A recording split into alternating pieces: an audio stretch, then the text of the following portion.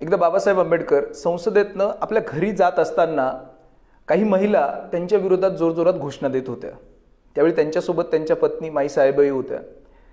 त्यावेळेस माईसाहेब बाबासाहेबांना म्हणाल्या की तुम्ही ज्या स्त्रियांच्या उन्नतीसाठी एवढा संघर्ष करताय त्याच स्त्रिया तुमच्या विरोधात घोषणा करताय, तुम्हाला वाईट वाटत नाही का? त्यावर बाबासाहेब उतरले। बाबासाहेब म्हणाले की ज्या स्त्रियांसाठी मी संघर्ष करतोय, ज्यांच्यासाठी मी जे काही करतोय ते त्यांना आज कळणार नाही, ते कळण्यासाठी त्यांच्या किमान 2 पिढ्या जाऊन द्याव्या लागतील। खरं तर हिंदू स्त्रियांनी डॉक्टर बाबासाहेब आंबेडकरांच्या प्रती प्रचंड कृतज्ञ राहिलं पाहिजे। त्याचं कारण असं की आपल्याला माहिती आहे की कुठल्याही धार्मिक कायद्याला अधिष्ठान, त्याचा पाया हे त्या संबंधित धर्मग्रंथांचे, संबंधित धर्माचे धर्मग्रंथ, पुराणं हे असतं। आपल्या हिंदू धर्मशास्त्रांनुसार स्त्रियांना पुनर्विवाहाचा अधिकार नव्हता। ज्या पुरुषाशी तुम्ही एकदा विवाह केलाय ते बंधन म्हणजे 7 जन्मांचं बंधन, तुम्ही परत घटस्फोट घेऊ शकत नाही। भलेही मग त्या पुरुषाने दुसरा विवाह केला, तिसरा विवाह केला किंवा त्याने कितीही अन्याय वागणूक दिली तरी त्याच पुरुषाच्या नावाने आपलं जीवन व्यतीत करावं लागायचं। डॉक्टर बाबासाहेब आंबेडकरांनी हिंदू कोड बिल आणलं।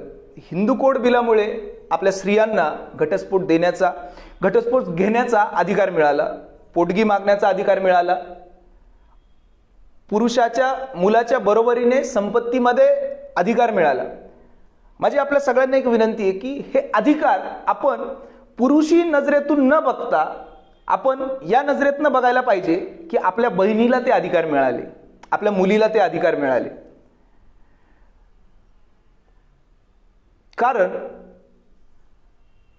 कारण पुरुषी नजरेतनं आपण जर हे अधिकार बघायला गेलं तर कदाचित आपल्याला असं वाटेल की डॉक्टर बाबासाहेब आंबेडकरांनी पुरुष जमातीवर प्रचंड मोठा अन्याय केला।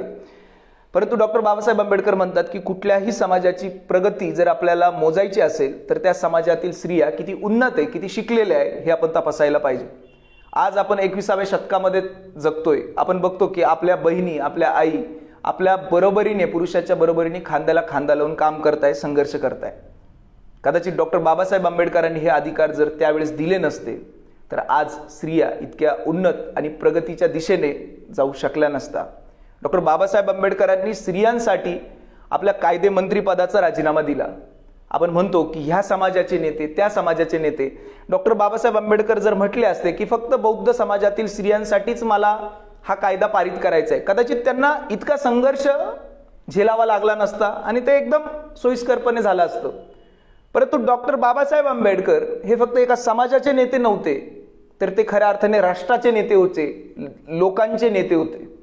आणि त्यासाठी त्यांनी बहुसंख्य असणाऱ्या हिंदू समाजातील स्त्रियांचा उत्थानासाठी, त्यांचा उत्थान करण्यासाठी हिंदू कोड बिल सारखं एक क्रांतिकारी, प्रागतिक आणि पुरोगामी